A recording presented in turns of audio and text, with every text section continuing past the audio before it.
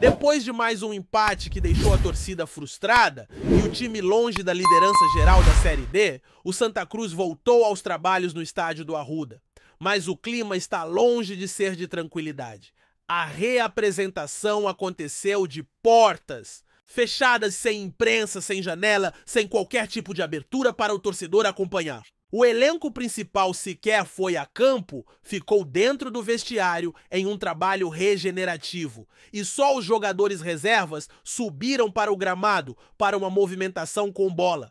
Tudo isso enquanto o time vive uma fase crítica pressionado por resultados e com a reta final da primeira fase batendo a porta. A situação na tabela é clara. O Santa ocupa a 6ª colocação na classificação geral com 24 pontos, mesmo número da Tunaluso que aparece à frente no saldo de gols. Ou seja, se quiser brigar por uma melhor posição e tentar decidir os confrontos em casa durante o mata-mata, o tricolor precisa vencer os 2 jogos restantes e ainda torcer para tropeços de vários adversários diretos, como a Aparecidense, o ICA, a Inter de Limeira e o Altos do Piauí. O cenário é difícil, mas ainda não é impossível, só que a postura dentro de campo precisa mudar urgentemente. Marcelo Cabo, que chegou com o discurso de buscar a liderança geral, já mudou o tom. Agora o treinador fala em terminar entre os 4 melhores da classificação geral, uma meta mais realista, mas que também não será nada fácil diante da queda de rendimento do time no segundo turno. Durante boa parte da competição, o Santa Cruz parecia dono da situação, liderava com folga, mostrava organização, consistência e uma defesa sólida. Só que nos últimos jogos, a equipe desandou.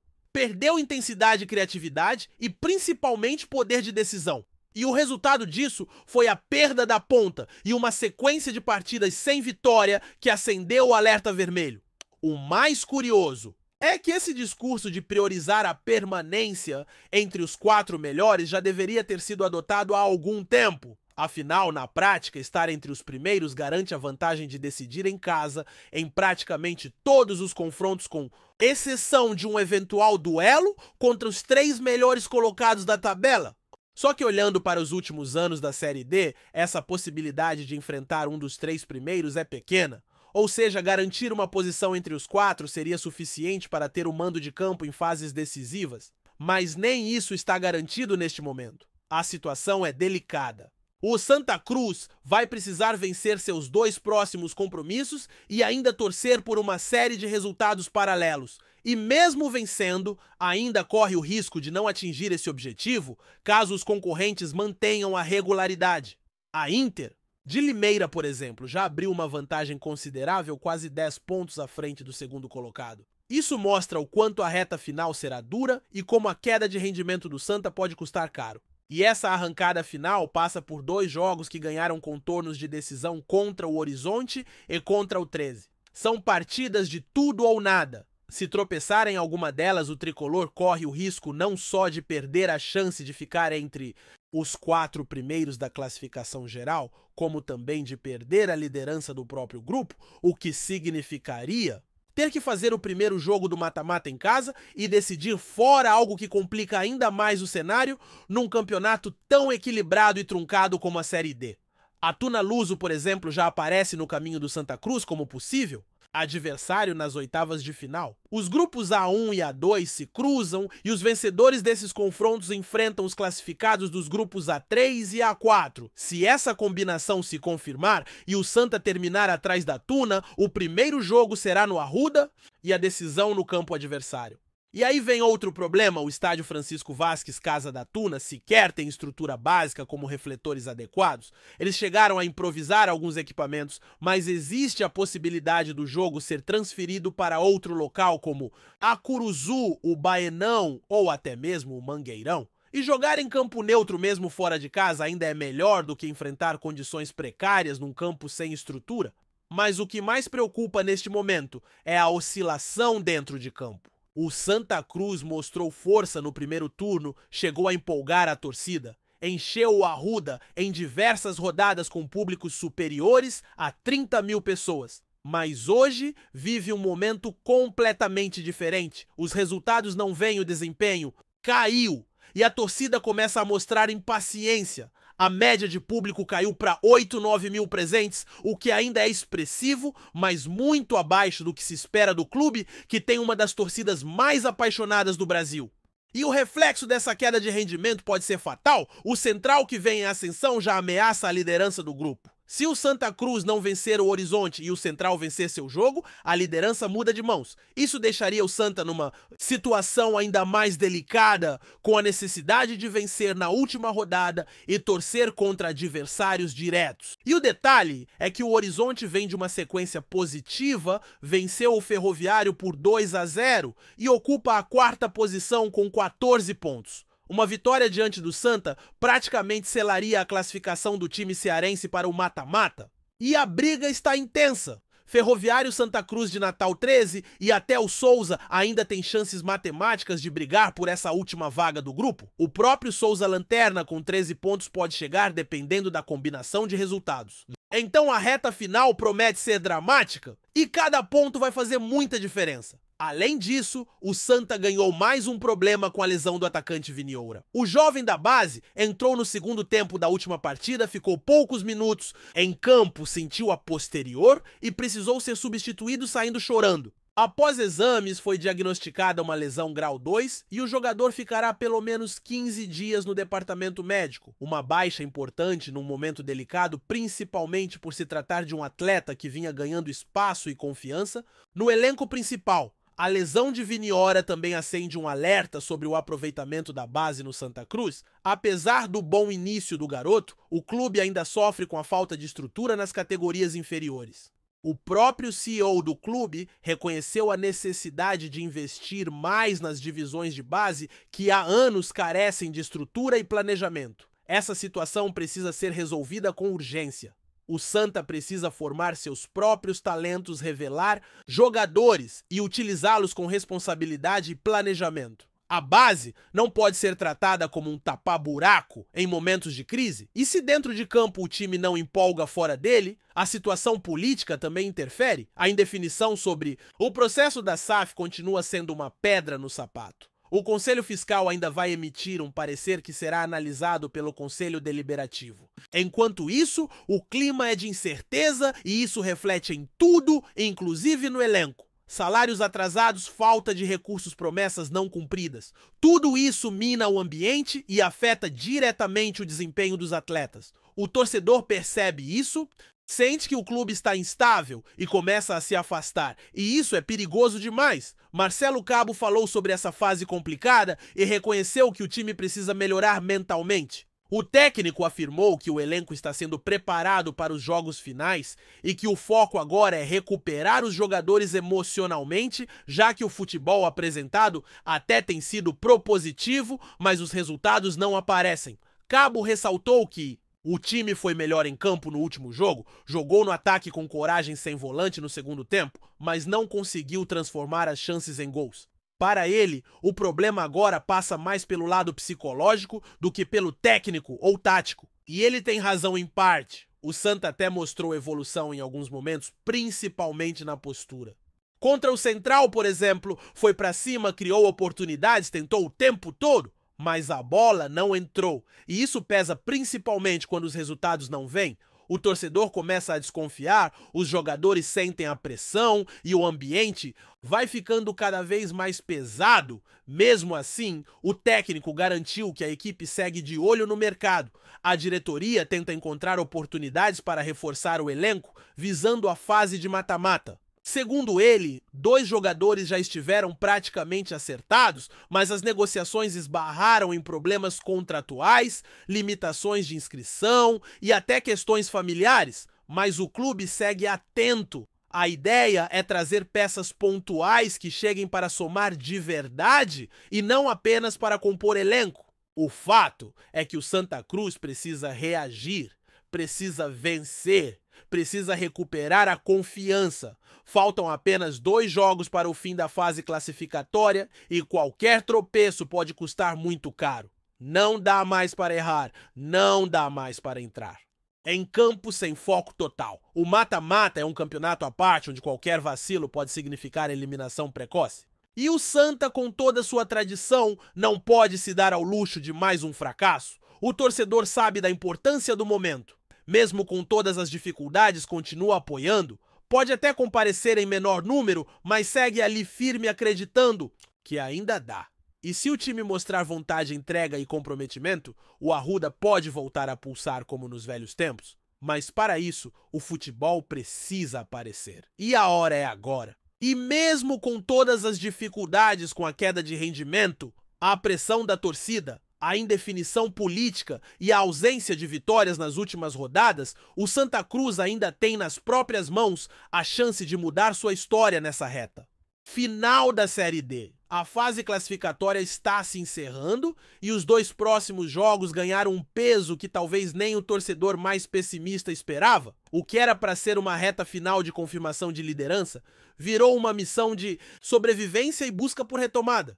O que preocupa mais do que a posição na tabela é a maneira como o time tem se comportado em campo nas últimas partidas. Falta intensidade, falta criação e falta principalmente confiança. Contra o Central, por exemplo, o time até teve mais posse, foi mais agressivo, criou chances claras, mas não conseguiu transformar o domínio em resultado. Isso tem sido uma constante e quando a fase é ruim, tudo parece conspirar contra a bola. Não entra, os erros individuais aparecem, o psicológico desmorona e o adversário mesmo inferior tecnicamente cresce na partida. E nesse cenário de instabilidade, cada detalhe importa. A ausência de uma vitória há mais de 30 dias pesa. A torcida sente, o jogador sente e o ambiente vai se contaminando. É uma sequência incômoda que mexe com a confiança do grupo e que precisa ser interrompida com urgência, porque o campeonato não espera. Não há tempo para recuperação emocional longa.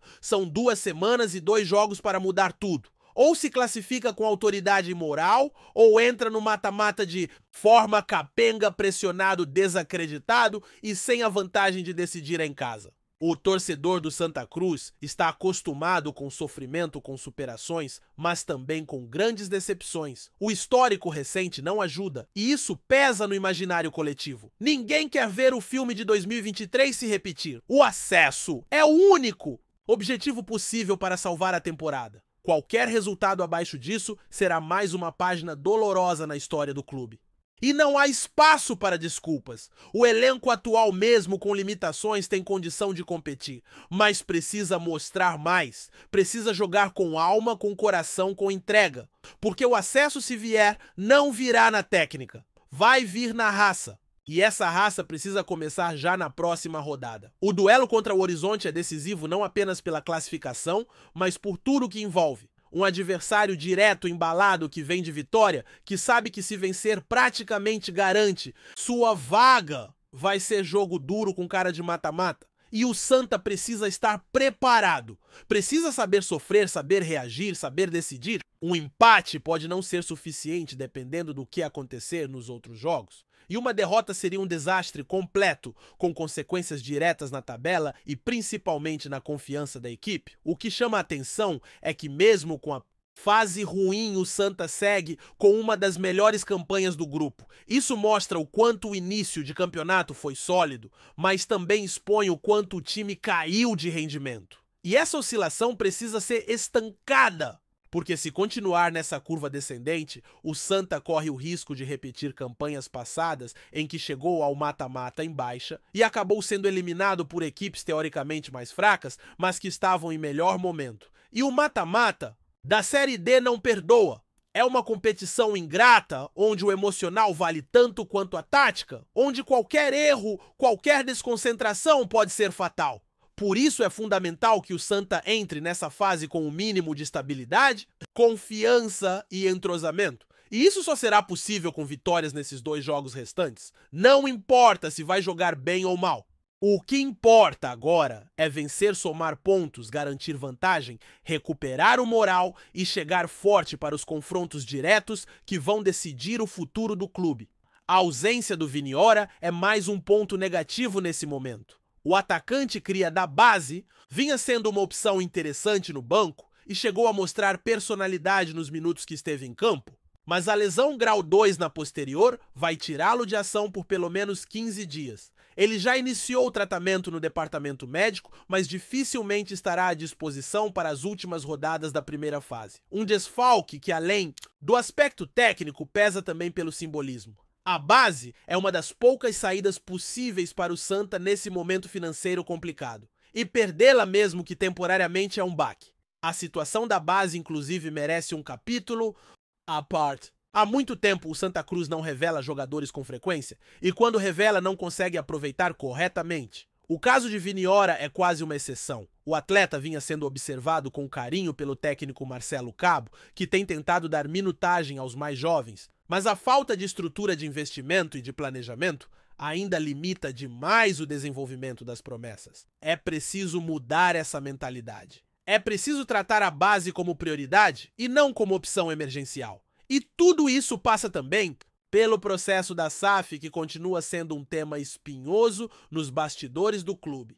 A indefinição é grande. O Conselho Fiscal ainda não se manifestou oficialmente, mas fontes ligadas ao clube já indicam que um pronunciamento está próximo. Após isso, o parecer será encaminhado ao Conselho Deliberativo, que decidirá os próximos passos. Enquanto isso, o clube segue sem rumo certo fora de campo. E essa instabilidade institucional se reflete diretamente no desempenho do time. Afinal, é impossível cobrar organização dentro de campo quando o que se vê fora dele é caos. Marcelo Cabo tem tentado blindar o elenco. Nas entrevistas ele fala em foco, trabalho, recuperação emocional. Reconhece os problemas, mas evita expor jogadores. Atribui a má fase ao lado psicológico e ao peso das cobranças. E tenta, com o tempo, ajustar o time para que chegue pronto ao momento decisivo.